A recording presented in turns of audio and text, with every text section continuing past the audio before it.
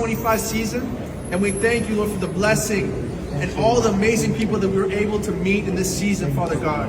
We embrace the year 2026, and we thank you for the new gardens that you will be coming to fruition in this upcoming year.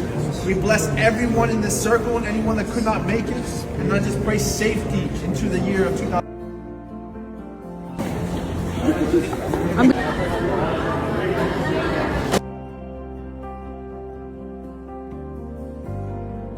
The lowest moment, bro.